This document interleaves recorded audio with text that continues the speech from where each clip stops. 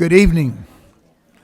The Cypress-Fairbanks Independent School Board, District Board of Trustees are now convened in a regular meeting on Monday, November 11th, 2019, in the boardroom of the Cypress-Fairbanks Independent School District Instructional Support Center, located at 10300 Jones Road, Houston, Texas, at 6 p.m. I want to welcome the members of our audience and our television viewers to this meeting of the Board of Trustees. As the Cypress-Fairbanks Board of Trustees, we're here to set goals, listen to reports from the superintendent, approve budgets, contracts, personnel appointments, and make policy for the district. It is not the role of the board to make day-to-day operational decisions. The management and day-to-day operations of the district are the responsibility of the superintendent. We have policies and procedures in place to resolve concerns and issues. This is a public meeting of the Board of Trustees, not a meeting of the public. Prior to this meeting, board members received information related to items on tonight's agenda. Agenda items will not necessarily be handled in the order listed on the notice. The meeting is open to all who wish to attend and hear the matters discussed. During the course of this meeting, the board may determine that a closed session is necessary. In that event, the board will meet in closed session to consider matters duly posted for this meeting as permitted by sections 551.071 through 551.084 of the Texas Government Code. These proceedings are airing live on CFTV Channel 16 and CFTV Online on the district website. They will be rebroadcast throughout the month on Channel 16 and available as video on demand on the website. For the tape to adequately reflect the proceedings, I respectfully ask that you please refrain from talking while others are speaking and that cell phones are turned off or in silent mode.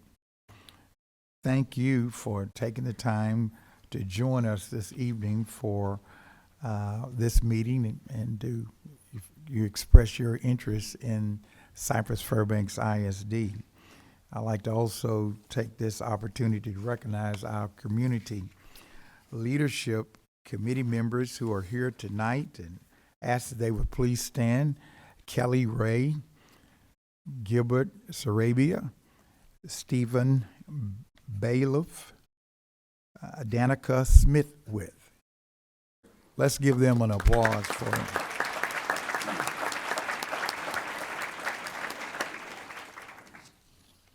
I'd like to also recognize our Boy Scouts, and we have Vincent Gomez from Troop 1296. Vincent, where are you there? Let's give it up for Vincent.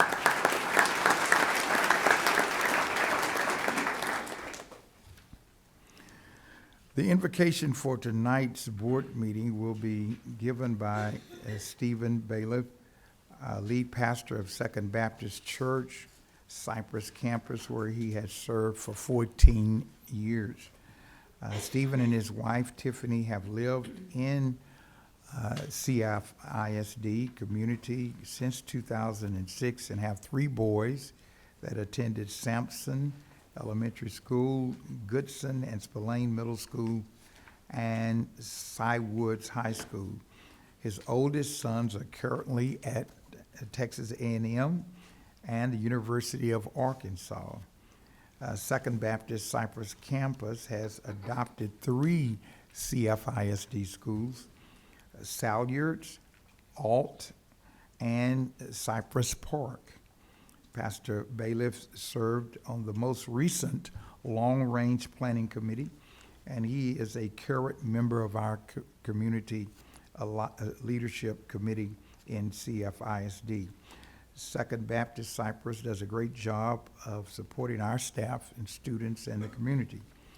We're happy to have you here tonight, Stephen, And we're thankful for your ongoing commitment to our district, and thank you for being here tonight.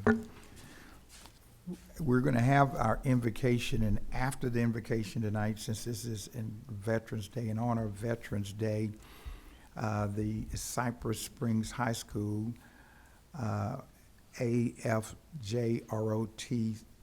cadets will present the colors. The Cypress Springs cadets are under the direction of Lieutenant Colonel Trin G. Warner, a retired United States Air Force. And this will be the order of the night. Carrying the United States flag will be Color Guard Commander Cadet Major Sarah Middleton. Carrying the Texas flag will be Cadet Major Jessica Flores. The U.S. Guard is Cadet Major Jerome Stallworth, and the Texas Guard is Cadet Second Lieutenant Niall Curran. Please forgive me if that's not the pronunciation of your name. Following the presentation of the colors, Lieutenant Colonel Warner will sing the national anthem, and after the national anthem, Cadet Airman Basic Joseph Olatowuji will do a short poem, and then we will have taps played by Cadet Captain Nicole Ospina, and that will be our time tonight. Ask you to stand as we ask the Lord to bless our evening. Heavenly Father, on this Veterans Day, we give you thanks for the freedom that we have in this country, the freedom that has been fought and defended by so many brave men and women and are currently serving. Lord, we pray for their protection. Lord, we thank you for the Cy-Fair community and this board. Ask your blessings on them as they lead. Lord, we pray that you would give them great discernment and wisdom. Father, we pray not only for safety for our students, but Father, success as the men and women of this community that have been called to be teachers and administrators pour into the future of Cy-Fair. Lord, you bless them, bless their efforts, and Lord, let us as a community support not only the teachers and the administrators, but this board as we build the future in Cy-Fair. In the mighty name of Jesus we pray. Amen. Amen.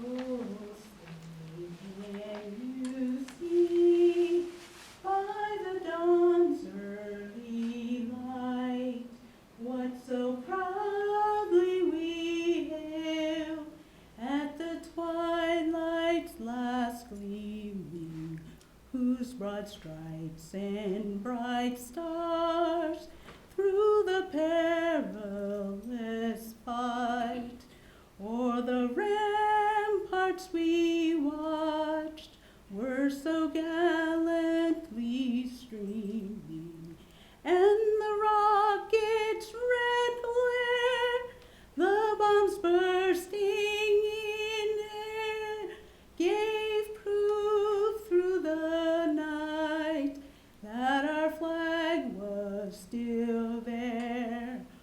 Oh, say does that star Star-Spangled Banner yet wave o'er the land of the free and the home of the brave.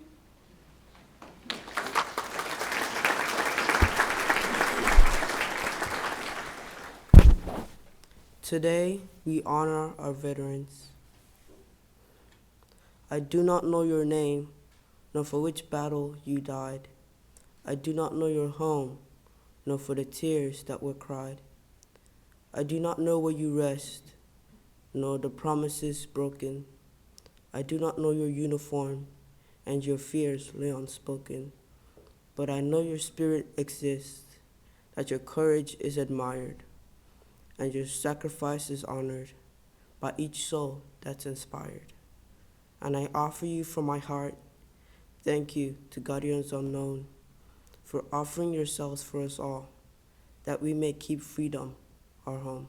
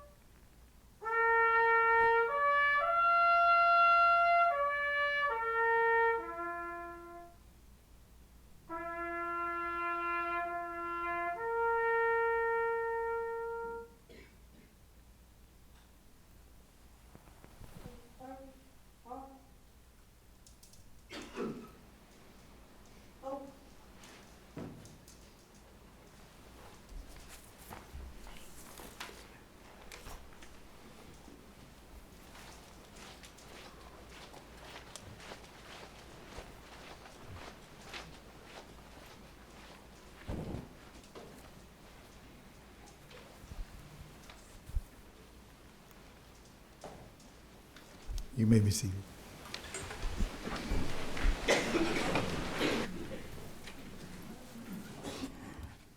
Board Member Tom Jackson will read the district's vision and mission statement for the benefit of the audience.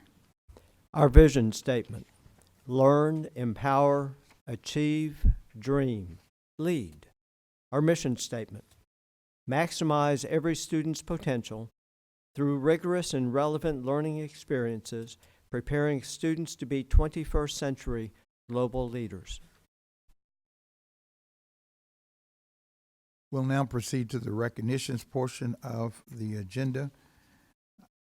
Item 1A, the board will recognize Julie Heineman for receiving the 2019 Heroes for Children Award from the State Board of Education for SBOE District 6. Good evening, Dr. Ogletree, board members, and Dr. Henry. Tonight, I have the privilege to cheer about incredible people who are making great things happen in CFISD. To start, I'm honored to cheer about one of our very own CFISD trustees, Julie Heineman. Julie was recently awarded the 2019 State Board of Education Hero for Children Award in Austin, Texas. Julie was selected for her work advocating for public education and mentoring students. Julie still mentors in CFISD, and she will tell you it's one of her very favorite volunteer activities. Julie, thank you so much for choosing CFISD. We're grateful for everything you do to provide opportunity for all CFISD students. Thank you.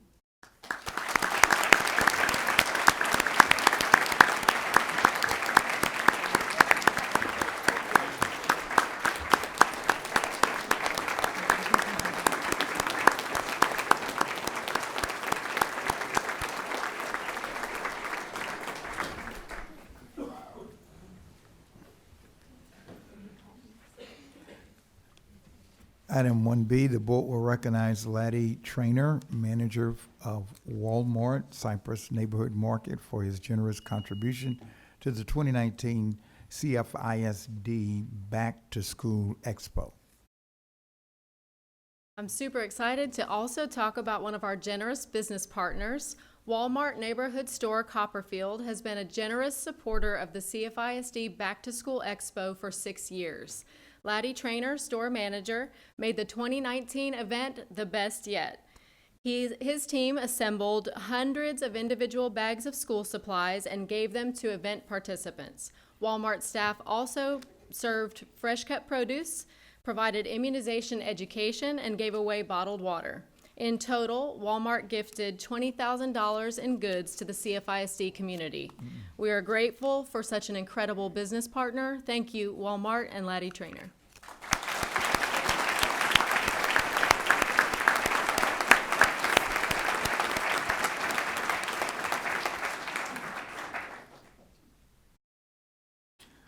Item 1C, the board will recognize Community Impact Newspaper, Cyfair, for being named to the 2019 TASB Media Honor Roll.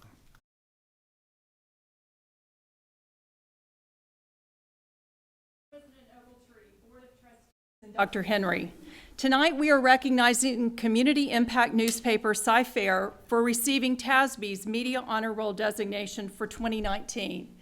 Jason Culpepper is the publisher of Community Impact Newspaper, and the Cyfair team is led by General Manager Kelly Ray, a Cyfair High School alum, editor Sean Araj, reporter Danica Smithwick, and graphic designer Evelia Gramajo, a Cy Springs alum. The Media Honor Roll recognizes individuals and organizations in print, radio, television, and digital media who make the effort to get to know district's mission and goals, report school news in a manner that is fair, accurate, and balanced, and maintain a policy of no surprises by sharing information with school representatives. Having served the Cyfair community for over 10 years, Community Impact Newspaper Cyfair prides themselves for unbiased reporting and presenting factual information in a clear and concise way. Community Impact Newspaper has lived by its tagline, local, useful, everyone gets it. At its inception in 2009, Community Impact Newspaper Cyfair had a distribution of 105,000 homes per month, which has increased to 134,000 for a growth of 28%. Congratulations to Community Impact Newspaper Cyfair for being the latest recipient of TASB's Media Honor Roll.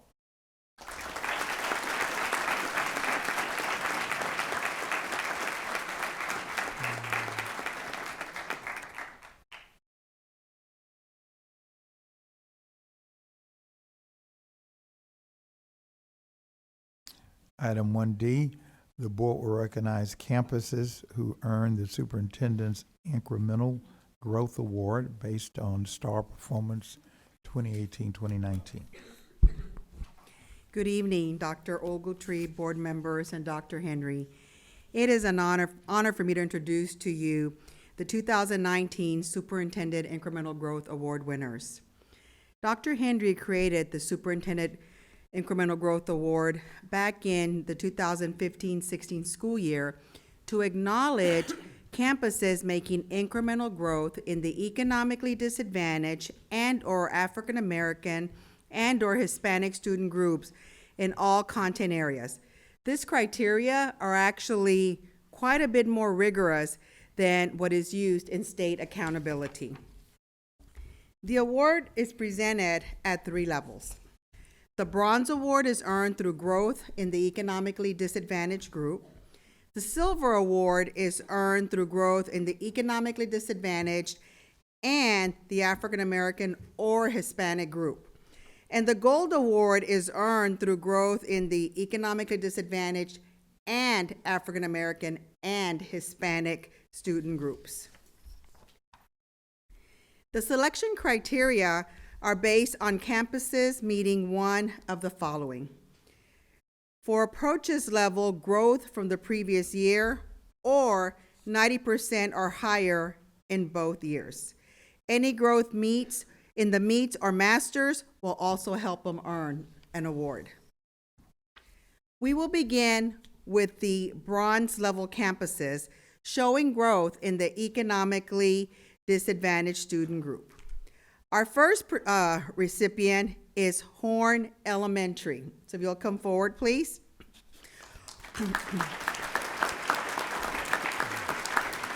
This is Horn's first time to be recognized, and Horn Elementary is being represented by Principal Tracy Bennett. If you are a faculty member or staff member of Horn, please stand and be recognized. Oh, there's a large group there.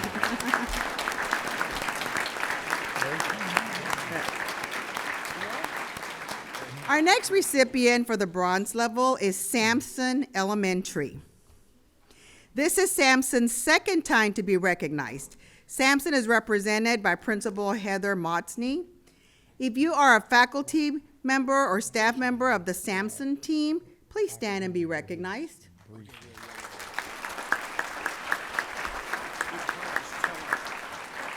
Our next bronze level recipient is Hopper Middle School.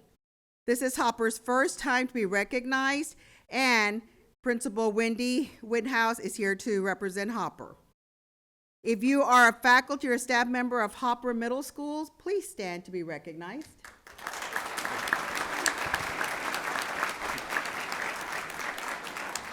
Our next bronze level recipient is Bridgeland High School.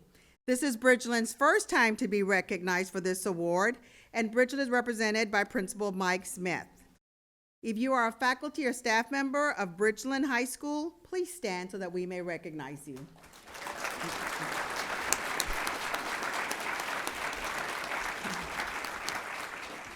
Our next bronze level recipient is Cypress Lakes High School. And this is Cypress Lake's second time to be recognized, and Principal Sarah Hardy is representing Cypress Lakes. If you are a faculty or staff member of Cypress Lakes High School, please stand and be recognized.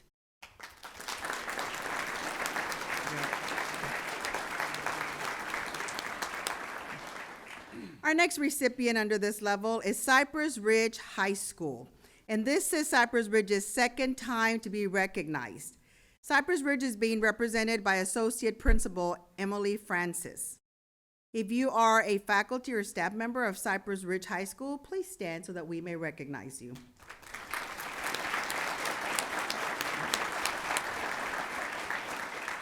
And our final honoree under the bronze level is Cypress Springs High School.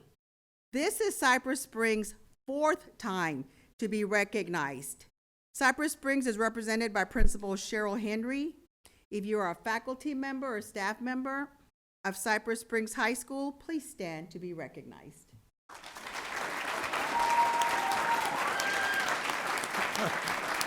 Please join me in giving the bronze level Superintendent Incremental Growth Award awardees another round of applause.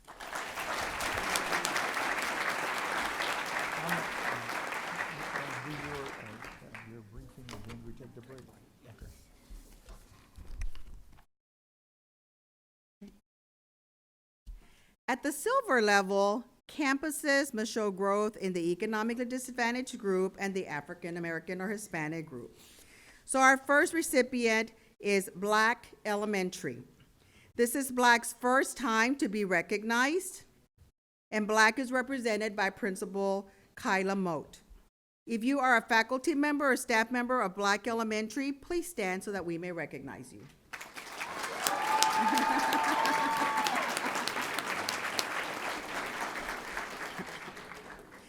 And Cypress Park High School. This is Cypress Park's second time to be recognized, and Cy Park is represented by Principal Chris Hecker. If you are a faculty or staff member of Cypress Park High School, please stand to be recognized.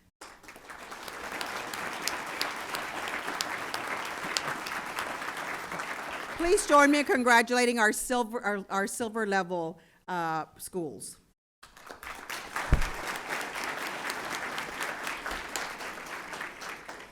And finally, at the goal level, as I mentioned, campuses must show growth in all of the three areas: economically disadvantaged, African American, and Hispanic student groups. Our first recipient is Cypress Creek High School. This is Cypress Creek's second time to be recognized, and Cy Creek is represented by Principal Vicki Snookhouse. If you are a faculty member or staff member of Cy Creek, please stand to be recognized.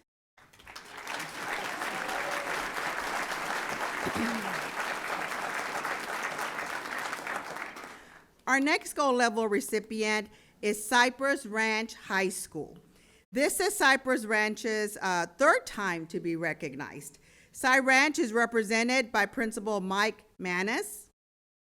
If you are a faculty or staff member of Cypress Ranch High School, please stand to be recognized.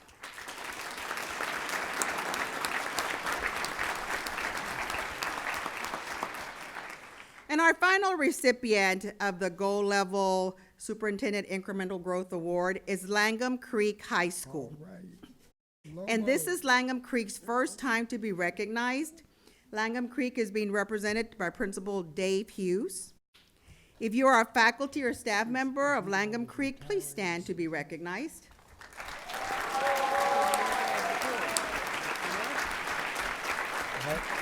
Please join me one more time in congratulating all of our campuses. Thank you. Hey, this is great. What a great night to see all the progress that's happening all across this district. And congratulations to all you principals and schools. And don't go anywhere. We want you to hear the superintendent's briefing, and then after that, we'll take a break so we can shake your hands. Thank you, Dr. Ogletree. Cypress-Fairbanks ISD received a rating of superior by TEA's Financial Integrity Rating System of Texas, marking the 17th consecutive top rating for CFISD. The School First Accountability Rating System assigns financial ratings to Texas school districts with the highest rating being superior. The Cy-Fair Educational Foundation held its 22nd annual Salute to the Stars Gala in honor of Cypress-Fairbanks ISD's 2018-19 Teacher of the Year honorees on October 17th. At the Berry Center, the CFEF presented the district a check for over $99,000 for innovative staff development programs.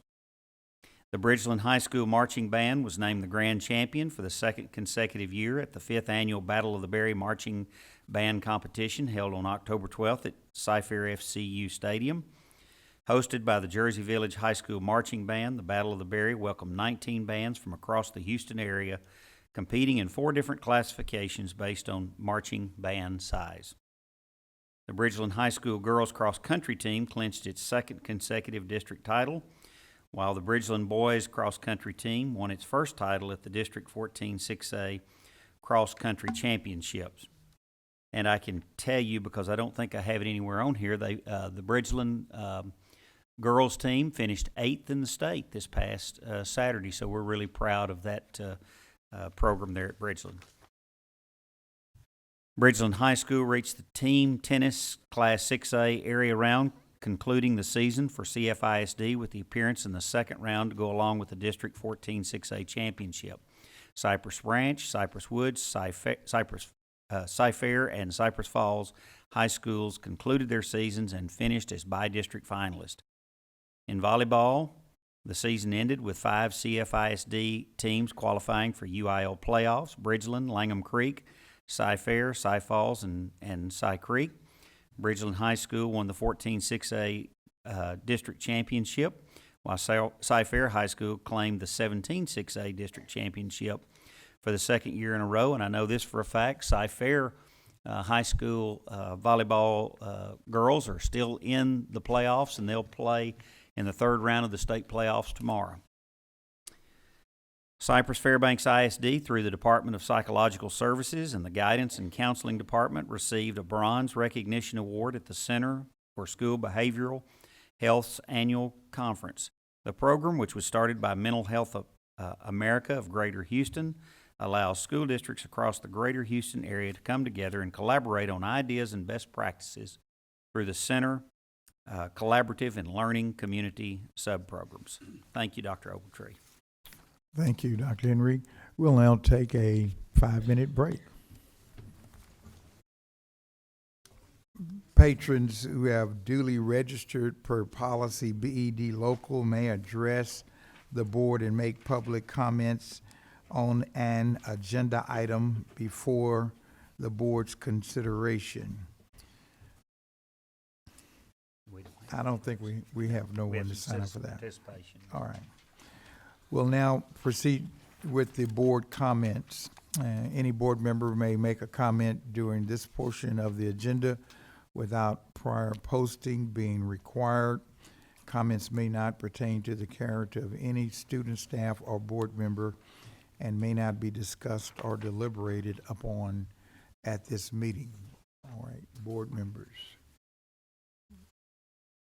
All right, Deb.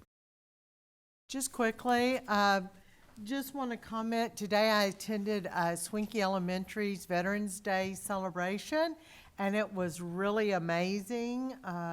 It was so great to see a phenomenal outturn of veterans that were present there, and we even had our principal, Dr. Liz Miller.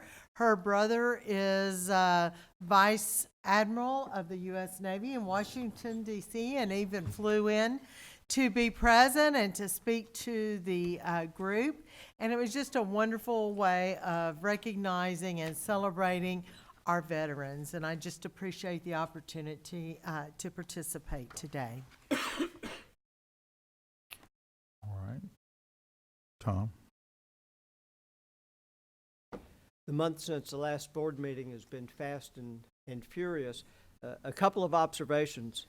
The average lifespan of a U.S. S&P 500 company in the last 80 years has dropped from 67 years to 15, according to the Harvard Business Review.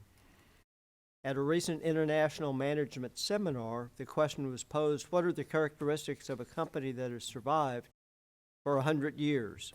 The common characteristics are these: invest in people and building great culture, taking a long-term view, customers being at the heart of business decisions, continuous innovation, and collaboration. Reinventing yourself is about adopting new practices and new processes. This is exactly what Cypress-Fairbanks has done over the last 30 years and is continuing to do under the current leadership of Dr. Mark Henry.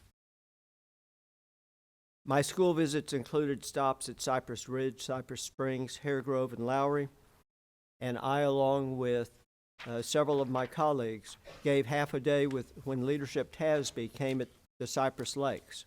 My takeaways: the Culinary 2 facility and course rollout is exciting and comes with a campus cafe.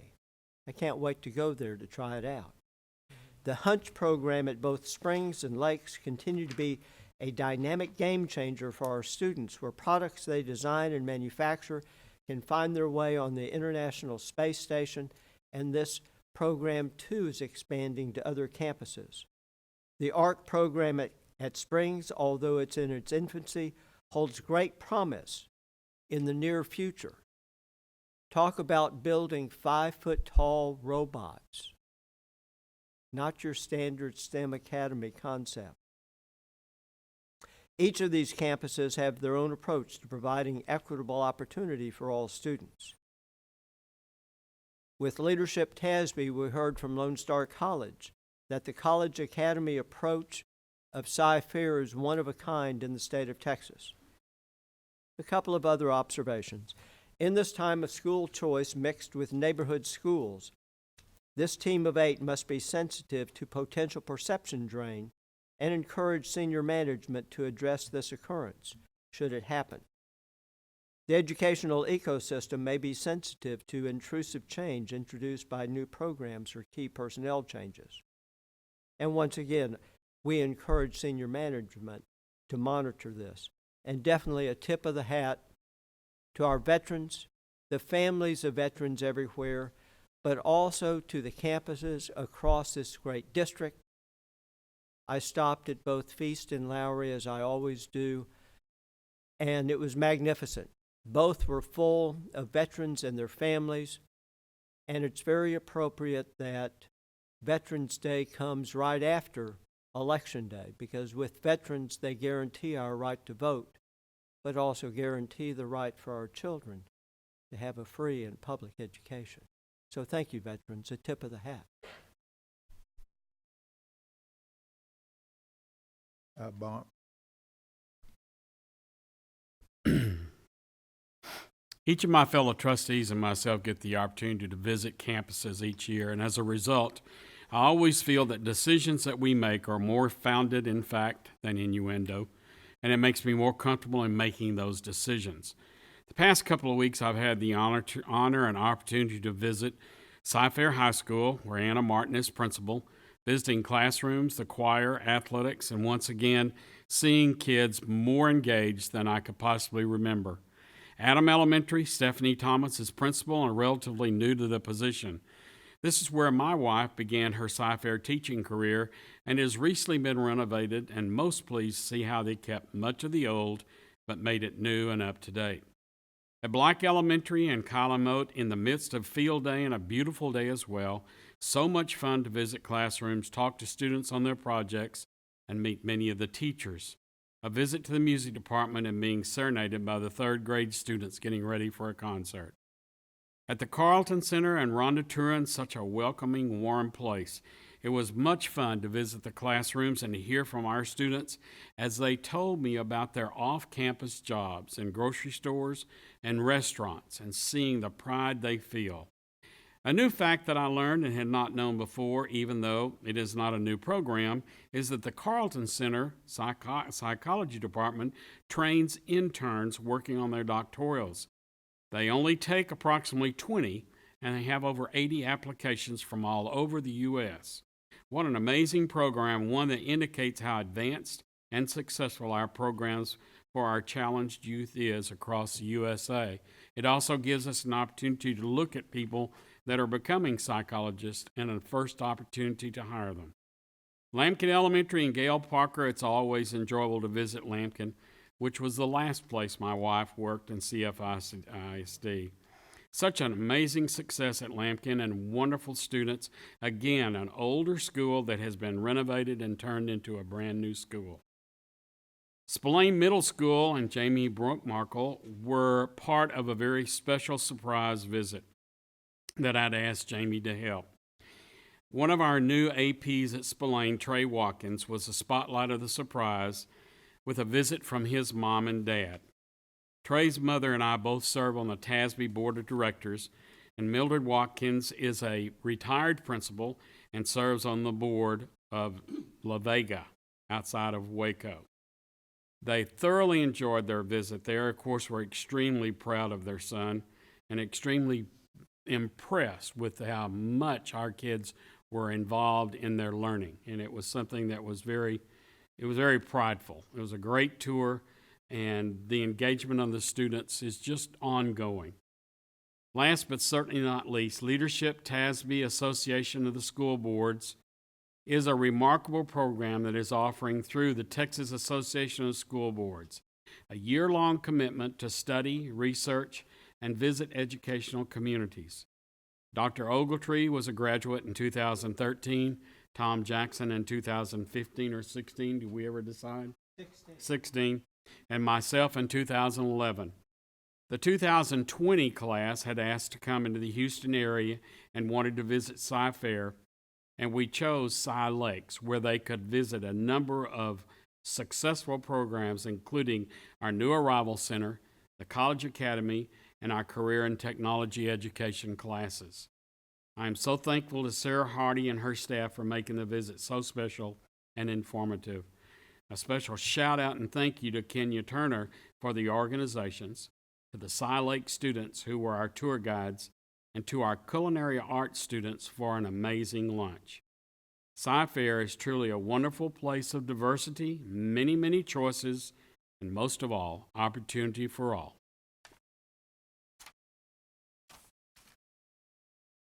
Told you. That's Julie. Well, as a brand new baby board or brand new baby trustee, I finally got a chance to start my school visits. So I'm super excited about it. So I'm going to share. I had the privilege of visiting Hoover Elementary School, Francone Elementary, Joel and Horn Elementary Schools just today, Salyards Middle School, and Langham Creek High School so far. I also had a chance to watch a couple of the one-act plays with our middle school, the UIL competition that just recently took place, and did some early Christmas shopping at the Langham Creek High School FFA craft show.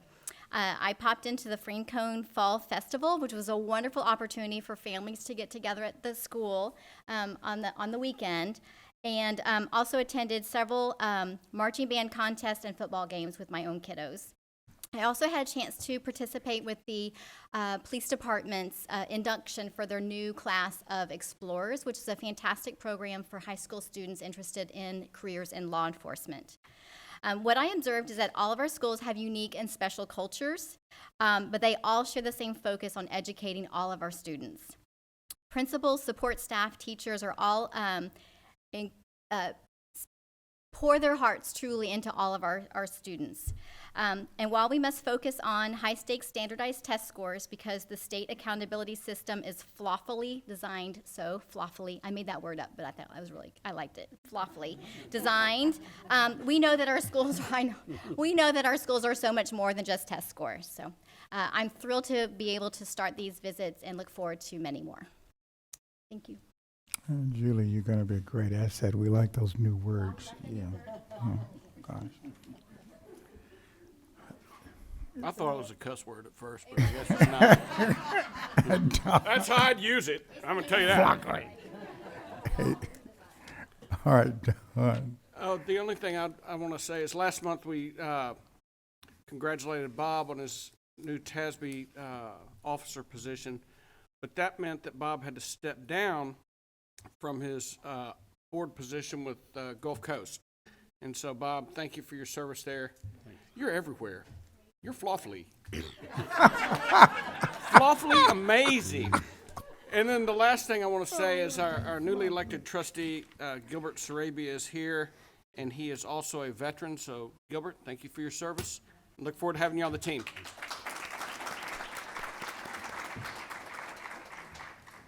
I just want to add that on Sunday at 5 o'clock, I was at the Tallowood Baptist Church for the presentation of our choirs from our district. And the talent in this district is just amazing. Of course, I have personal concern there, supporting my granddaughter, Adea, at Cypress Ranch. But to see all those kids there in the range of singing presentations and the voice range it was just tremendous on a Sunday evening. And I could not help but think about, in just a little while, we will have our own Performing Arts Center, and we will not have to borrow or go off-site and create such a challenge and hardship of our parents as well as students. And we'll be able to have our own. And so we thank the team for planning that, and we look forward to that being constructed, and thank all of our citizens for approving that bond. We've just got something to look forward to, and it'll just be in a little while.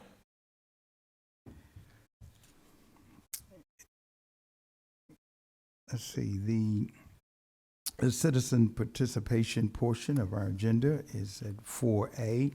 Patrons who duly registered per policy BED local may address the board regarding matters of concern and interest in the district other than the character of any student, staff, or board member. The board may not act upon any matter that is not listed under the action item portion of the agenda. And we have first Lyndon Hatcher. Would you come forward?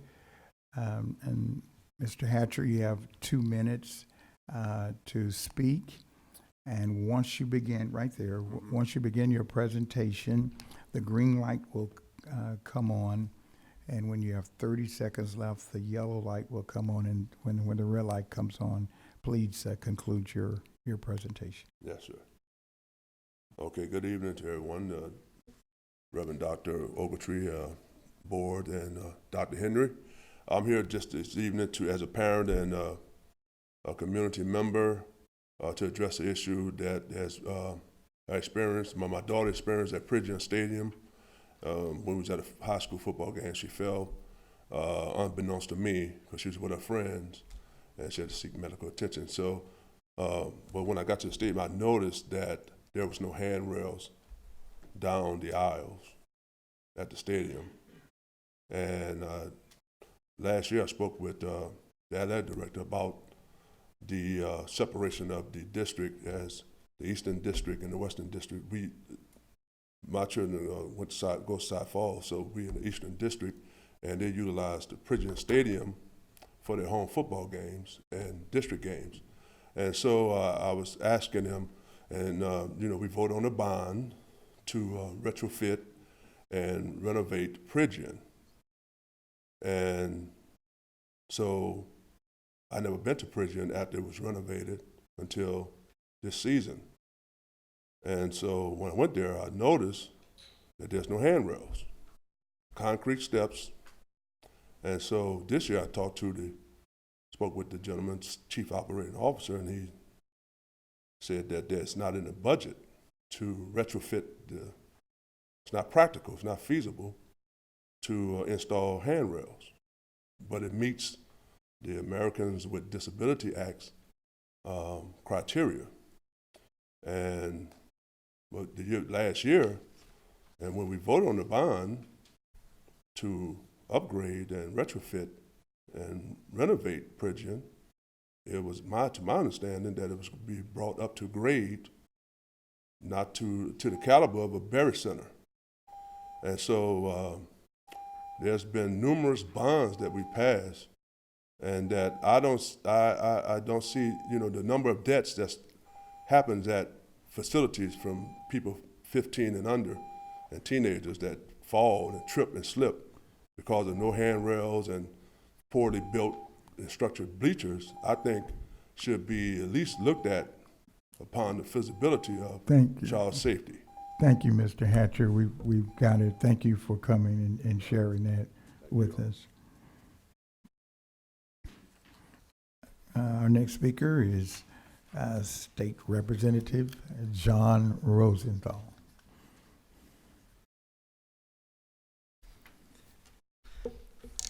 Thank you, President Ogletree, Superintendent Henry. Thank y'all for always allowing me to come and talk to our assembled board today. I'm just here first to thank you all for the great job that you do. I think I'm allowed to speak highly of the character of our board, and that translates to our entire school district. So my name's John Rosenthal. I'm the Texas State Representative for House District 135. We're right in the middle of the district. I'm blessed to have only one school district, and it happens to be the finest one in the state. So I'm really happy to be here. My office is right down the road. I'm here for you guys. And really, so I take meetings with constituents, with anybody who wants to meet. Really, I wanted to comment today about Veterans Day. Veterans Day started as Armistice Day to celebrate the ending of world hostilities for World War I. On the 11th hour of the 11th day of the 11th month, 1918 was when hostilities ended. And we had a beautiful ceremony in town this morning to give our thanks to our military. We all know that freedom is not free, and that we all owe them a huge debt of gratitude. We have any military left in here today? Raise your hands. Raise your hands. Just one. Thank you, Gilbert. Appreciate your service and for keeping us free and providing us the opportunity to have institutions like this. We couldn't do it without our military. So I just came to give my thanks, speak to the group on Veterans Day. Thank you so much for allowing me to talk again. I really appreciate it. Thank you, sir. Thank you. We're now at the reports and public hearing portion of our agenda. Well, that was presented Thursday. So we'll now proceed with the discussion portion of our agenda. The board will discuss the establishment of attendance boundaries for row Middle School and rezoning modifications of multiple campus attendance boundaries for 2020 to 2021 school year. Christie. Good evening, everyone. Here we are again planning for and opening up a brand new middle school in Cy-Fair. Harold Rowe Middle School will open up next fall, right next to Cypress Park High School. It's a very exciting time for community when a brand new school is going to open. Tonight, I'm going to go over a detailed presentation to explain the proposed boundary changes for Cy-Fair Independent School District for the 2021 school year as a result of opening Rowe Middle School in the fall. Our proposal includes a very conservative approach and only affects 4 middle schools in the south side of the district. Our plan will offer much needed relief to 2 of those 4 middle schools while populating Rowe. Also included our plan are 2 additional proposed amendments, 1 small high school boundary change or recommendation to clean up a little feeder pattern as a result of these changes, and then kind of a boundary line cleanup as a result of apartment complex that's being built, and then another brand new community that's popped up on the west side. Inside your packet, you have the entire PowerPoint presentation, which includes many maps to help explain this proposal. I've also included a res code chart. It looks like the cardstock page like this, and you can, when you want to know how many students are in each res code, I'll say it, but it's also on this chart, so you can look at it there. Compared to past boundary proposals, this one's not that complicated. It still has a lot of information, so at any time if you need me to stop or you need to ask questions or kind of get your bearings on the map, just holler and I'll stop and explain anything you have. And if you're ready, we will get started.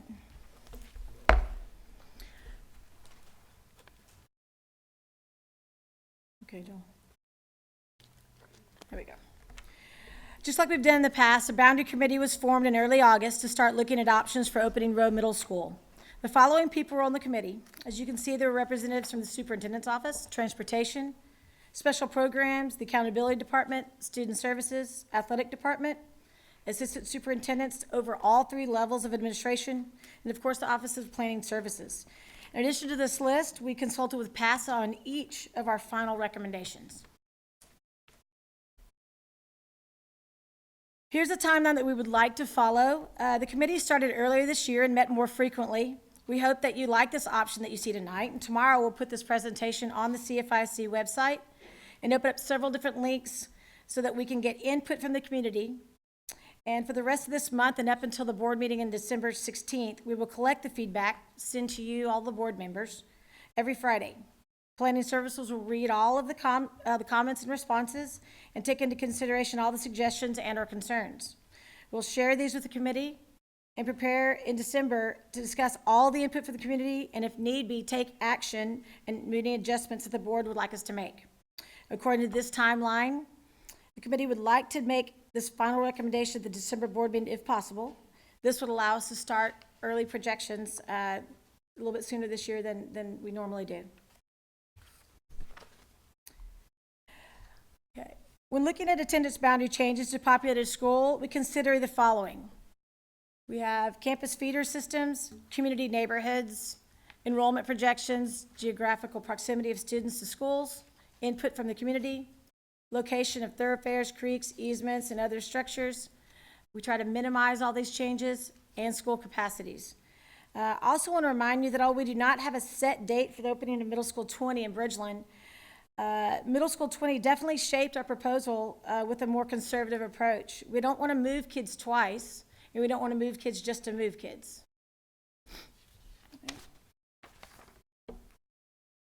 Okay. This chart is projected residents for all middle schools in the district if we don't open any schools in the next 5 years. I want to explain these columns a little bit further. I think I took a little time with the principals, and I think it helps them understand these numbers on this chart. So next to the schools, the permanent capacity for the building without portables. The next column is PASA's projected enrollment for this school year, 2019-2020. The projected enrollment not only includes residents in that attendance zone, It also includes transfers in and transfer out. Also, the actual projected enrollment includes all the programs, and this is the passes predicted number that they think it's going to be on that snapshot date, October 25th. Okay, so that's what they predicted October 25th to be in that column right there. And the numbers in the red column are the actual snapshot numbers for all middle schools for October 25th, around 2 weeks ago. So you can look and see how close they were or how close they weren't. And if you can look at that projected and see and kind of do in your head, if you were a little low on the snapshot, then the rest of the numbers are going to be low going across. If we're over projected, then the rest of the numbers also are going to be over projected. So you can add across or you can subtract all the way across depending on how they did. Okay? And the projected resident students in the 6 through 8, the next 5 columns, those are if you were to take a lasso and draw it around only the attendance boundary of each one of those schools. It's not including any transfers in, any transfers out, only the residents in that attendance zone. So that's why the number's a little bit lower, too. I want you to look at particularly Anthony, Smith, and Thornton.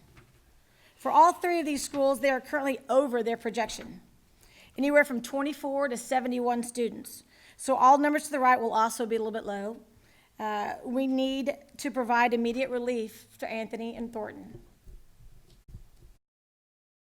Oops, too far. Okay. These are our current boundary lines for all middle schools.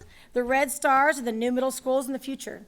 The star next to Hopper in the bottom southwest corner is Middle School 19, also known as Rowe Middle School. The committee's goal was to populate Rowe Middle School and at the same time relieve Thornton and Anthony. If you remember, the third school that needed relief was Smith Middle School. Smith is right on the edge of Anthony and Hopper, and we plan on relieving Smith when we open Middle School 20. So it's right on the edge of where we're populating Rowe Middle School 19. Okay, this map is what PASA projected this year's building usage to be. It's very close to what it actually is, maybe 1 or 2 percentage points, but that's what they predicted it to be. I want you to focus on Anthony and Hopper. So if you look at Anthony and Hopper, Kayla and Thornton, only the southwest portion of the district, Rowe is being built in the middle of the Hopper attendance boundary. It makes perfect sense for Rowe to be primarily Hopper and Thornton students, and we're going to take a little bit of Kayla and we'll show you why. But it makes total sense for it to be just Hopper and Thornton. Also makes sense to pull from Anthony because they're also they need some relief, and to give a little back to Hopper and to Kayla. If we selected students in the Watkins zone, it complicated feeder patterns, and we also didn't want to touch Smith just yet as a result of waiting for Middle School 20 in the future. So after looking at a half dozen options, we came up with the following recommendation changes to populate Rowe Middle. Like in the past, for each proposed change, I'm going to show you a current map next to a proposed map, a map with the res codes listed, and then finally our street land usage map so you can see all the streets and communities that surround that we're recommending for the change. Okay. All right, so the very first one, let's start with Thornton. We're offering a much needed relief for Thornton. I think the other day they were 1931. There are 8 res codes that we would like to move to Rowe. This area is approximately 405 students. These are current 5th through 7th graders right now in those res codes. So next year they would be 6th through 8th. Okay. All right, and those res codes, those 8 are Ellison. Again, we can read them off. Ellison, which currently has 0 students. It's the west side of the district. Lantana has 1 student, 1 to 6, depends on the day. Jasmine Heights is 152, Bear Creek Glen 26, Eagle Ranch West South is 34 students, Westfield Village 114, and the villages of Bear Creek, regular and north, are 41 and 37 with totaling that 405 students. And again, on that chart, you can also look and see the ones from Thornton to Rowe and divide it. Okay, and this is the land usage map. You can see the major thoroughfares in the land usage map. Just a reminder, according to PASA, the blue areas are all the built-out areas. The green are still developing. The white is all commercial, and the beige is undecided yet. They're nothing yet.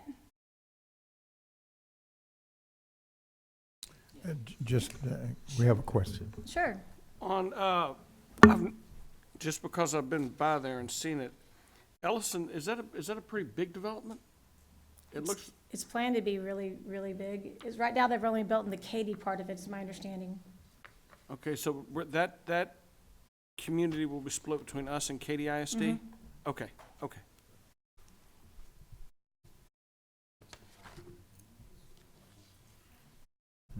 Okay. Are there any other questions regarding Thornton to Rowe? We can always come back. Christie, I'm sorry. Uh-huh. Just back on that Thornton to Rowe and where the Grand Parkway is. So if you go down 529, that part, the beige part, that's going to be coming to us? Or is that? Yes, Landmark Industries, yes. Right Okay. now, the development of Landmark Industries and Lantana is being developed currently and fast growing. You're talking about west On the west of Oh. the Grand Parkway, Or not that's west, north, That, west. west. West all Grand of that is Ellison, yes. Okay, but are they coming to us or are they Katy? Yes. That will come to That us? is, yes, sir. And so how far down 529 do we go? Is there a road that's there or what's We the? stop at that peak on the far left, Peak Road on the far left. It's Okay, kind of covered up by the okay. red, Okay, I'm but sorry. it's Peak Okay, Road. Okay, wow, okay, yeah. We don't go west of We go Peak further. though, because No. that's Pato.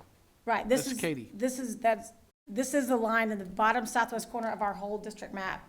Right. Can go, there we go. You can see that. See where Beckendorf and Peak Road on the far left side? I don't think it shows up on a TV if I do a laser. No. Okay. So we just pick that up and put it right on that piece of paper, kind of where the land usage is kind of the best idea of what is actually development for houses so far Yeah. versus, Yeah. Well, 'cause Commercial I and they're building unknown. houses here. No, but they're doing the infrastructure. okay, the next is, okay, go ahead. I just want to make sure I'm reading what you have. So that total number from Thornton to Rowe is 405. Yes, sir. Okay.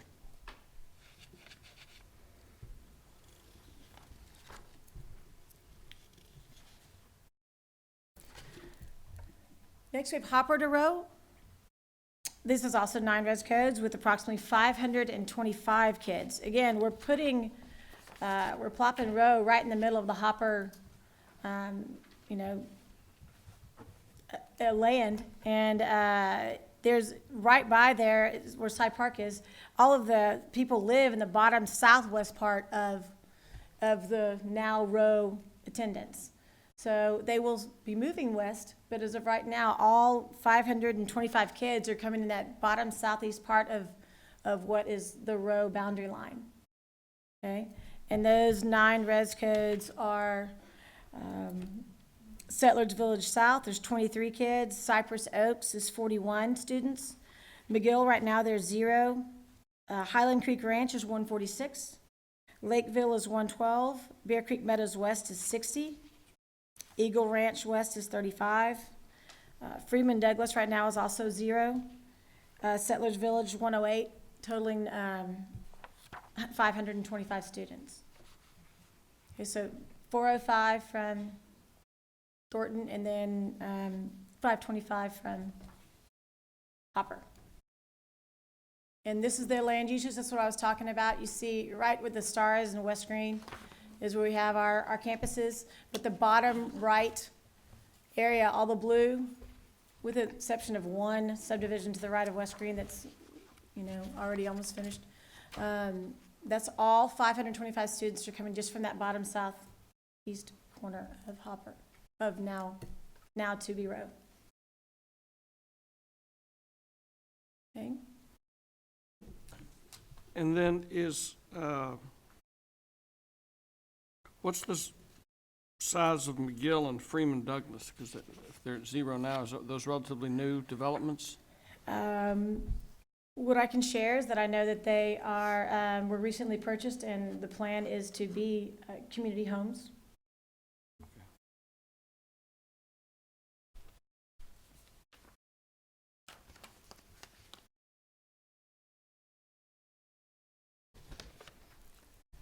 Okay, next, Kayla to row. So this is the last one to row. There's 178 students. These students also will attend park, and you'll kind of see in a minute why we shifted these students all right below Hopper and part of Kayla.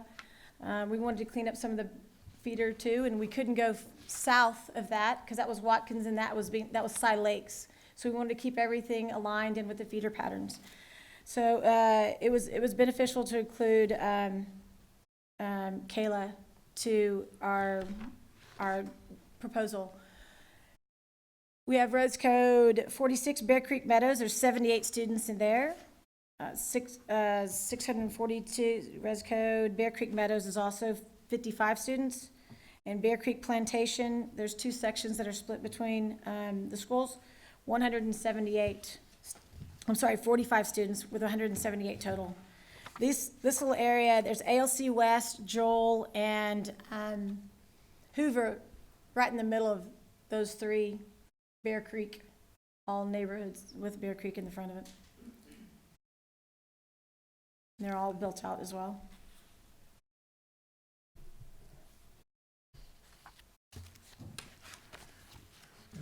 So those 3 shifts right there populate Rowe Middle School for 2021 is what we're recommending.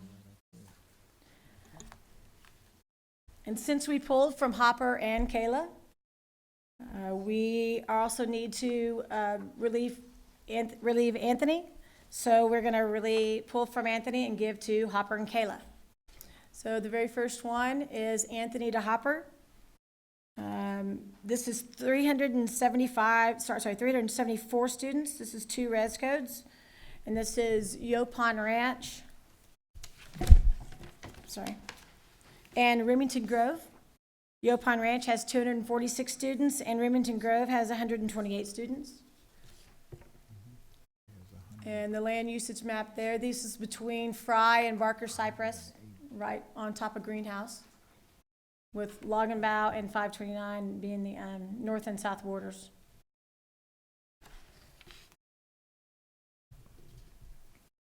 Okay, and the last. Christy, could you go over again? The Kayla to Rowe, this what you just presented to us, what's the target? How many students are you looking to move from that section? From Kayla to Rowe, there were, hold on. 178. 178. 178? Mhm.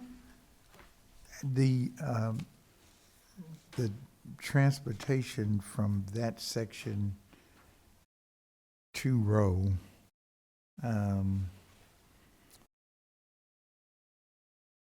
because the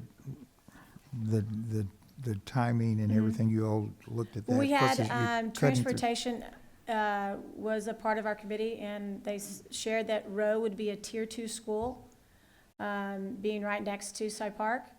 And that area already in the high school level, 9 through 12, is already traveling to Cy Park. So now they will travel to Rowe. They're used to that journey. Okay.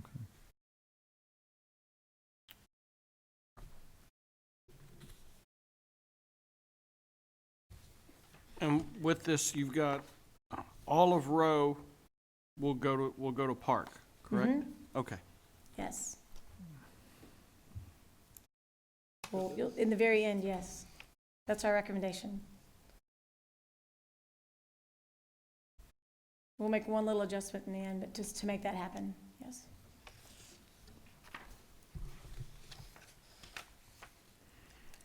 Okay, Anthony to Hopper.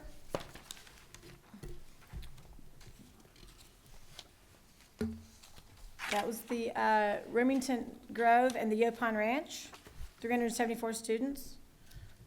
Are there any questions on that one? This is the land usage map for that one.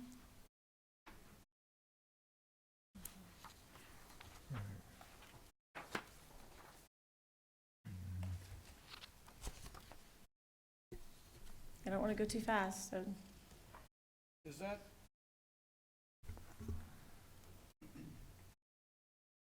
Is that? I can't see. It's, the Wait. south border is 529 to Longenbao, and it's between Fry and Barker. Oh, okay, okay. We're fixing to move a little Right. bit to the east of that and grab some more kids and give them to Kayla. Okay.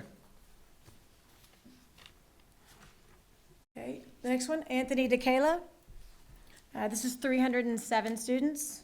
This is 3 different res codes. We have res code 94, Westgate, west of the creek. There's 41 students. And then we have Westgate, west of Barker Cypress, is 190. And then Paddock, it's 76 students with a total of 307 students. And you can see the border here is 529 and Barker Cypress and Longenbao. So we just took the most southern part of Anthony and divided it into those 5 res codes, 2 going to Kayla and, 2 going to Hopper and 3 going to Kayla.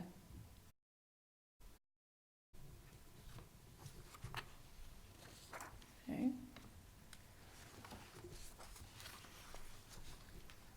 With those 5 shifts, we have the following projected residents for the next 5 years. Keep in mind, these are residents only. These aren't transfers. Also, these schools were a little bit under projected, so these projections are also a little bit lower. We'll have new numbers in the spring that's going to more accurately reflect actual projected enrollment based off all the new developments and this year's snapshot numbers versus the last year's snapshot numbers. This option is moving approximately 1,789 total students. The committee feels this is a very reasonable number as a result of opening up a middle school. It's a pretty close to a number of what a middle school's capacity is. We're not moving an excessive number of students, and it's right about the same number of students that would attend a middle school, a high number middle school, but again, a very reasonable number. They were the most balanced that we have. I know, the amount of students that we took from Anthony and how quickly it still climbs back up. You may see a decline in a couple of schools, but again, those schools will be affected with middle school 20, and we're very confident that those numbers will change when middle school 20 opens.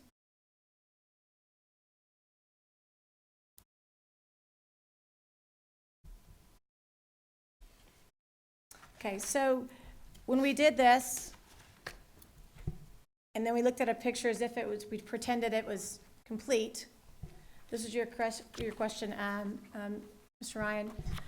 We have the result of the middle school recommendations, which are on this map. We noticed that one thing that stood out when it came to the feeder patterns, the colored areas represent the middle school colors.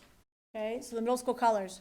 And then the red lines represent the high school lines in those areas. So that's Cy Park's attendance zone. If you could tell, it has one little res code of Hopper of 604. The rest is Rowe, and then they have some of Thornton. And then you see Cy Springs is Anthony, almost all of Hopper, a little bit of Kayla, and a little bit also of Thornton. So when we looked at this, the committee decided to change one and only one res code for a high school boundary change, and that would be res code 604. And one good thing is it's right in the backyard of Cy Springs. So there are currently 160 students in res code 604. It's 53 8th graders.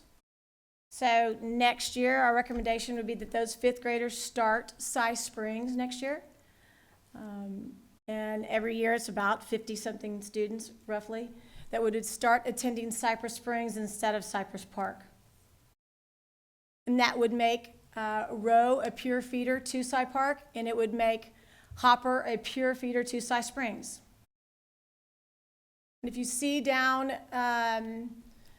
if you look to the far little right finger that sticks out for Cy Park's attendance zone, the areas where we took from Hopper and the areas where we took from Kayla, it kind of makes sense why we took those areas now, because those are areas that all go to Cypress Park High School.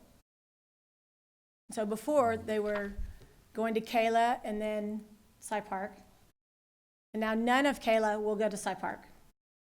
And again, none of Hopper will go to Cy Park. So we really cleaned up feeder patterns and populated at the same time. It's just that's where all the students are right now, but there's planned developments in that west side, like Lantana, like McGill, like Landmark Industries that will start. Starting next year then, 604, we would have going to Springs. Right. The recommendation would be about 53 eighth graders right now currently. Instead of going to Cy Park, they would go to Cy Springs. And then every year after that, obviously.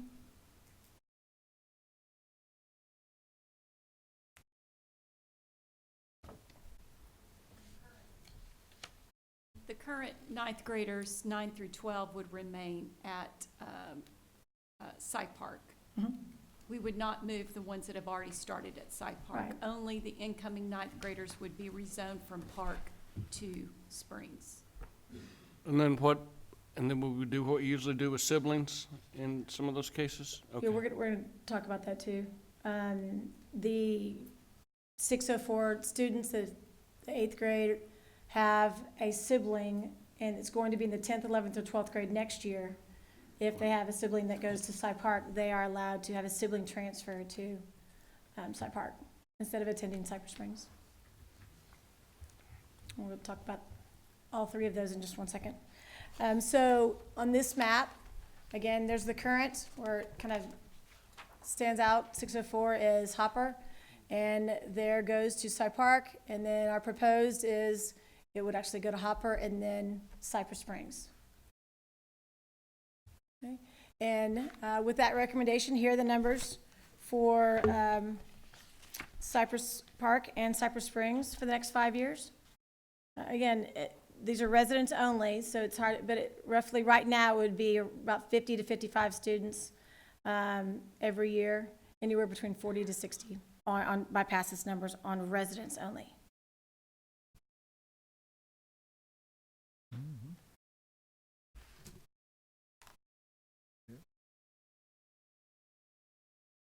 Okay. So here's our two I call them line cleanup with elementary students, or elementary schools lines. Again, on the far west side of the district, next to the Grand Parkway.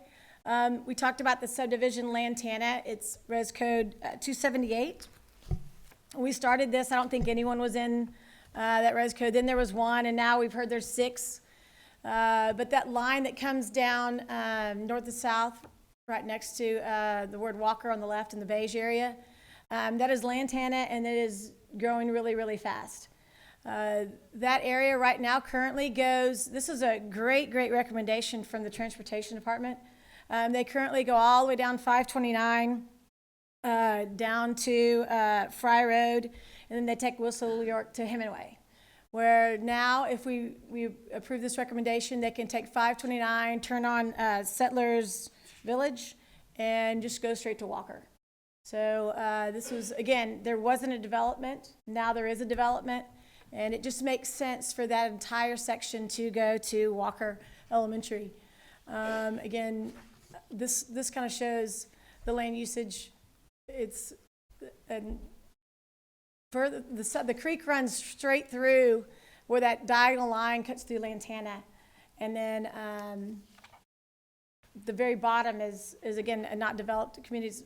Vincent Bustamante, they say nothing for 5 to 6 years at least, but you never know. Right now it's just Lantana, and it is growing fast. And again, transportation, great recommendation from them to go 529 to Settlers Village and go straight to Walker Elementary instead of going all the way to Hemingway.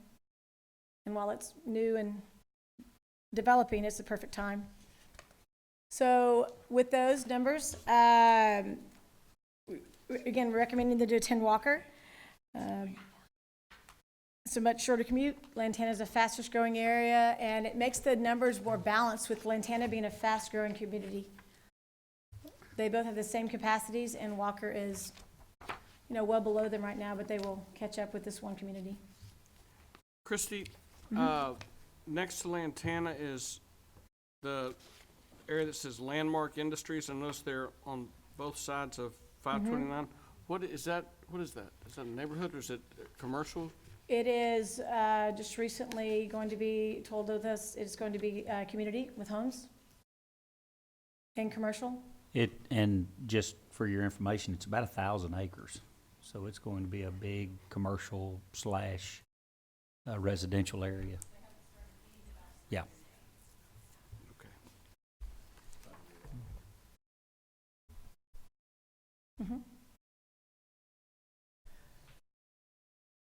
Okay, those numbers. Okay, then we also have kind of a development that Res Code 133.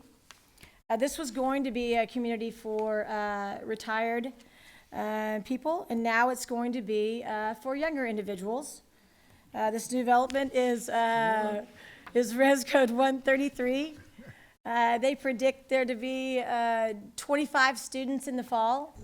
It's right next to, it's called hold on, I always forget this name. Sorry, Green Meadow Apartments, which currently has 63 students in it. There's a little stop and go in the little corner of it. But as a result of this new development, we would like, and being diagonally across from Tips Elementary, we would like to take that little pink section of 133 and 3555 and move them to Tips. So currently they go to Wilson, and as a result, and seeing this new development, we would like to add them to the Tips page. And again, maybe 25 students in the fall, 63 in Green Meadows, totaling 88 students. Tips, that's kind of a better view. You can kind of see what surrounds. And then you look at those numbers also, balances those numbers. Wilson is a smaller school, smaller capacity. Tips has the room.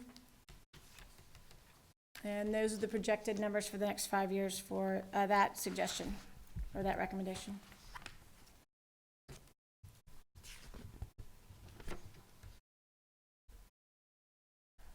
That's it. See? So we have Thornton to row, we have Hopper to row, and we have Kayla to row. This is what the new map would look like if approved. And then you have the southern portion of Anthony, now going to Hopper and Kayla. So these are the proposed middle school changes.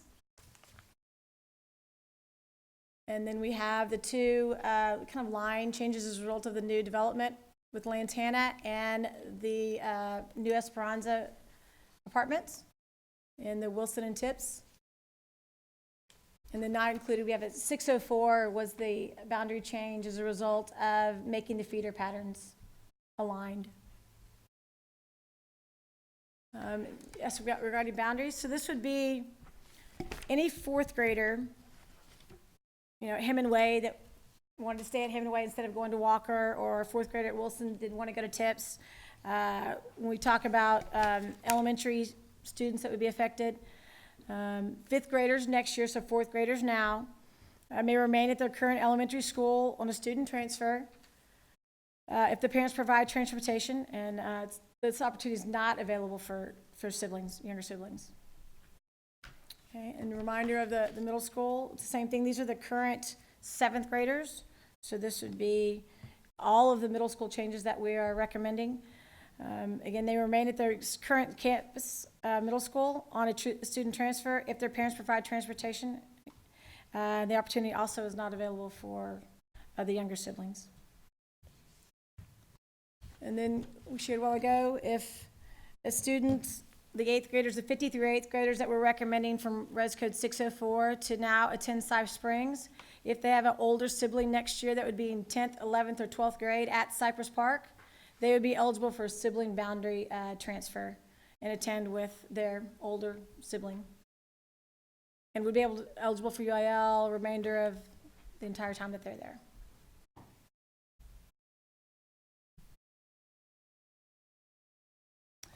As far as informing the community, starting tomorrow, all of this information will be available on the district website. There'll be links for the communities for each of the school affected, labeled Thornton to Road, Kayla to Road, all those will be listed, and they can provide input. School messenger phone calls, key communicator, newsletter, district websites, campus websites. When we have the portal, it looks like this, and they click on the appropriate link and they just type away. And every week, as I shared earlier, we will send a summary of all of those to you, that you'll see actual, what they actually put on their input. And we will go through each one of them and look at all the suggestions, and we will come back and share a summary of all of the suggestions, and then accept any other suggestions or input that you have, and look at those for our final proposal. All right, thank you. And a lot of hard work, and your presentation was very comprehensive and detailed. Thank you for your very conservative approach to this, and we'll get this looked at. I do like that y'all have decided to wait on Smith to where we're not having, because we have had some issues in the past of multiple moves and back-to-back years that we didn't really, in hindsight, we didn't have to do and probably shouldn't have done. So I think that's a great move and decision by y'all on that. And Smith can handle the capacity, Teresa, right? I mean, they're... Smith is still good at this point in time, yes. Okay. Awesome. All right. Thank you. We'll now go to the action item consensus portion of our agenda. The board will consider approving the tax refunds of $500 or greater for Cypress-Fairbanks ISD. 8B, the board will consider approving the minutes of the October 7th, 2019 regular board meeting. The following non-consensus action items will move to the consensus agenda during the board work session on Thursday, November 7th. 9A, the board will consider approving the district's 2019 comprehensive annual financial report and single audit report, and accept the auditor's report on the district's general purpose financial statements and single audit for the fiscal year ended June 30th, 2019. 9B, the board will consider approving the budget amendments for the period of July 1, 2019 through September 30th, 2019. 9D, the board will consider approving construction proposals and contracts paid from bond funds to the recommended contractor, and authorize the superintendent or designee to execute all necessary documents related to such contracts as follows. And they are 2019 Hopper Salyers Smith Middle School renovations, 2019 renovations to Falcon Annex facilities, maintenance and operations buildings, 2019 Telge Ag, Eldridge Ag, Science Resource Center and Exhibit. 9E, the board will consider approving the granting of a waterline easement and temporary construction easements to the North Harris County Regional Water Authority, located on the north and east property lines of Blau Middle School, and authorize the superintendent or designee to negotiate the final terms and execute all related documents. If any board member wishes to remove one or more items for further discussion, please do so at this time. If not, I will entertain a motion to approve the consensus items as recommended or amended. Dr. Ogletree, I move that the board approve the consensus items as presented. I second. Julie. Julie is in the house. Woo!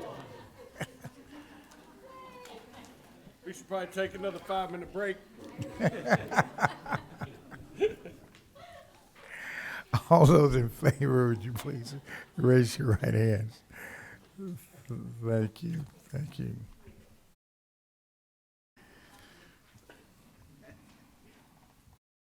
Let's see, where was I? I got so excited. 9C. 9C. The board will consider awarding bids and contracts and or authorizing purchase orders as recommended to the posted agenda item. They are, one, assorted food for nutrition services, fall 2019. Two, college readiness and career interest tests. Three, restaurant catering and delivery services. And four, spirit of apparel and promotion items. This is item that, Debbie, you're going to abstain from. That's correct. I will be abstaining from voting as my son is employed as a EVP at Jake's Finer Foods. Thank you. May I have a motion? Hey, wore yourself out, didn't you?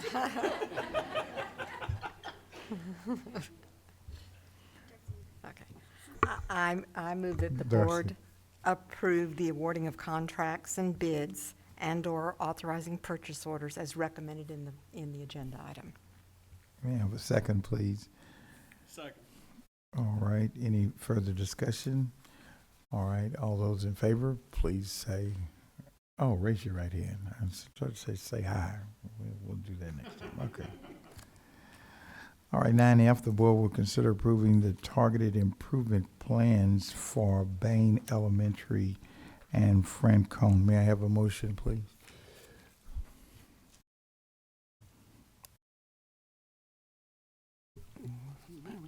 Let's see.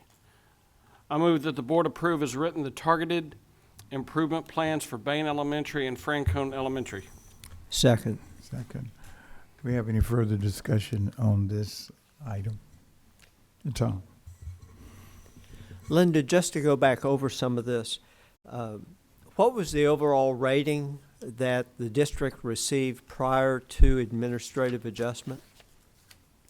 The district earned a 92 as the overall rating, and then what's reported now, though, is an 89. And that's with the administrative adjustment.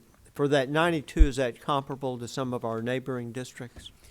Yes, sir. I believe that Katy and Tomball both earned a 92. Karen, this is a bit of an unfair question because all the numbers have changed, but by now you know I ask unfair questions. Before the numbers changed, both Katy and Tomball received about $800 more a child for education purposes than Cy-Fair.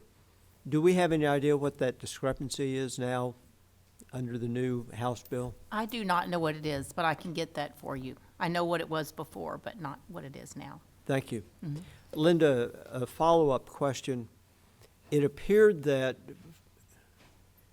for the TIP, it was a return to basics without new programs being added back in. It looked like we were trying to just focus on those things that we know work, with the exception that at Bain we were extending the class day. That is correct. I like to call it the meat and potatoes of curriculum and instruction.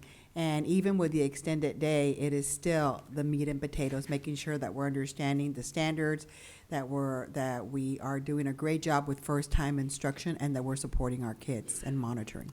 And for the grade received by Bain and Francone, was it close to 70, or did we have a wide disparity? They were very close to the 70.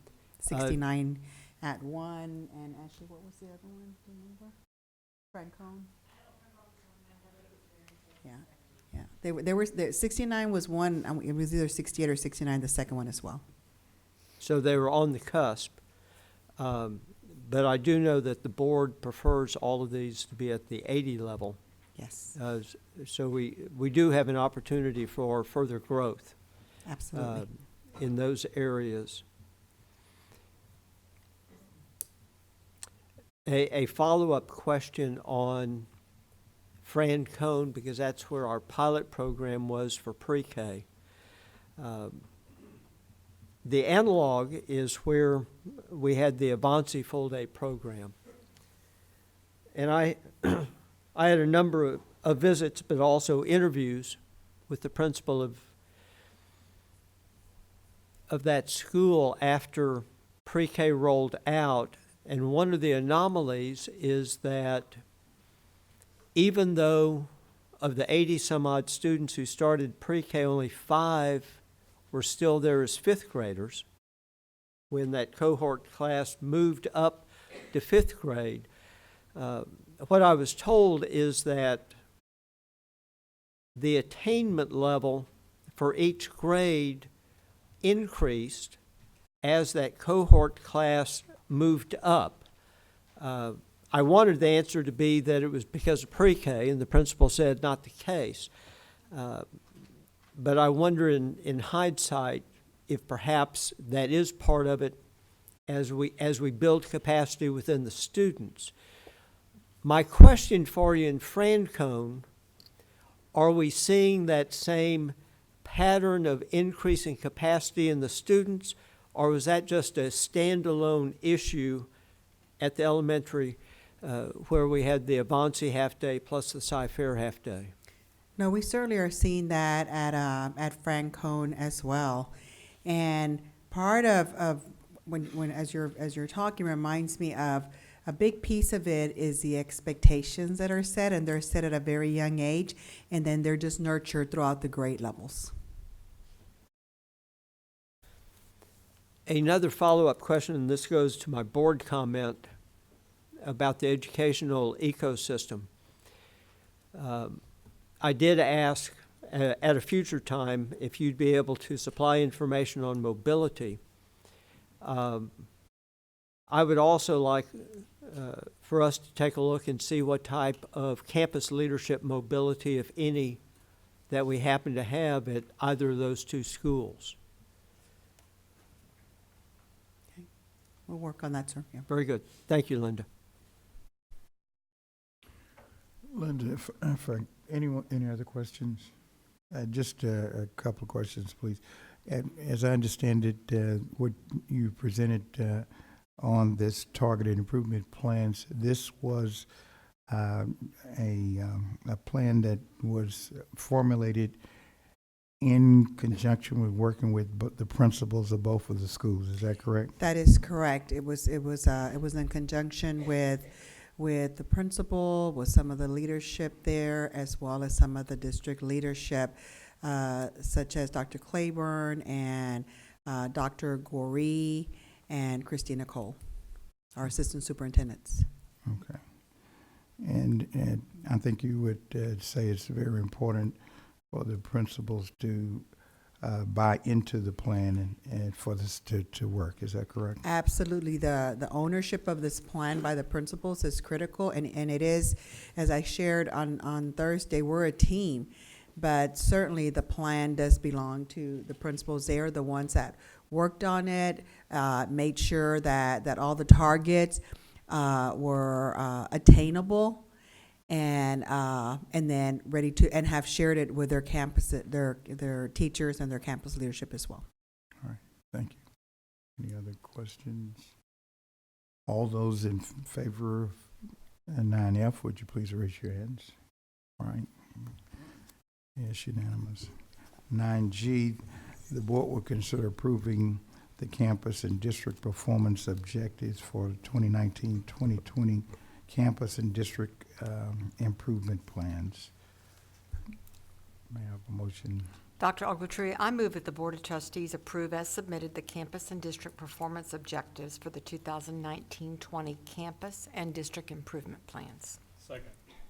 Any comment? All those in favor, would you raise your right hands? All right, it's unanimous.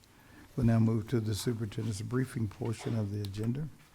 Thank you, Dr. Ogletree. More than 1,300 guests visited the 6th Annual CFISD Health Expo benefiting the Health Organization of Physical Educators on October 12th at the Berry Center.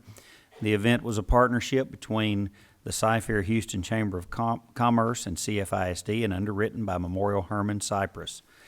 The event sponsor was Houston Methodist Willowbrook Hospital. Additional expo sponsors included St. Luke's Health, the Vintage Hospital, Face to Face Spa, KSF Orthopedic Center, MD Anderson Cancer Center, MedExpress Urgent Care, Texas Dermatology Specialist, Texas Vein and Wellness Institute, and Villa Sport Athletic Club and Spa. Over 5,000 visitors came out to the Berry Center on October 8th and 9th for the 25th Annual CFISD College Night, hosted by the Guidance and Counseling Department. College Night exposes students and parents to more than 200 colleges and universities, technical and specialty schools, and military representatives. I'd also like to remind the community that schools will be closed the week of November 25th through 29th for the Thanksgiving holidays. Some of our support facilities, including the Instructional Support Center, will also be closed. I'd like to wish all students and employees a relaxing and safe holiday as we take time to be thankful for the many freedoms and blessings we enjoy in this country. And I'd finish up my comments today just, the significance of a life is not what you do for yourself, but the legacy of service you perform on behalf of others.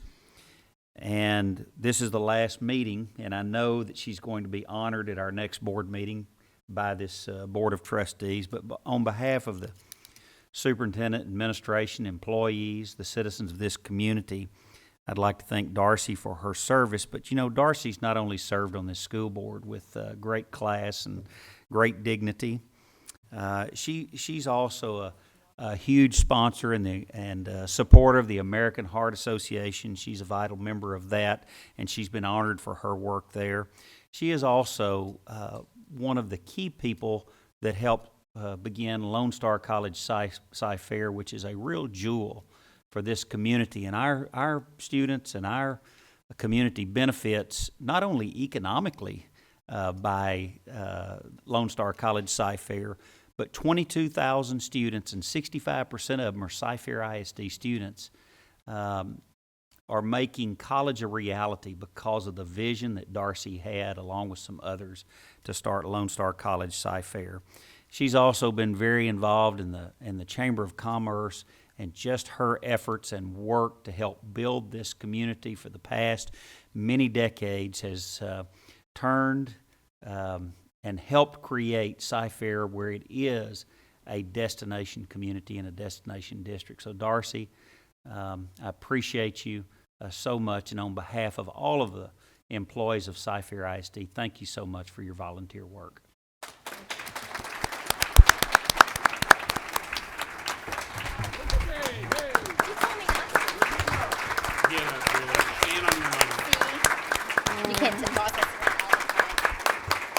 I really thought we had a deal that we would not talk about this tonight. That was the board, not me. Yeah, she Because told us we couldn't say anything tonight. It is a very emotional time, and I was just thinking that before you started talking, oh my gosh, this is the last time. It has been nothing but my pleasure and my honor to be a part of this board and the board that included Christine Hartley and Kevin Hoffman. It's been a wonderful experience for me, and I believe very firmly that the team is what makes us successful. The fact that we are all so committed to one thing, and that is student success. So thank you for the privilege of serving on this board. All right, what a way to go out. Drinks on Darcy. We are adjourned.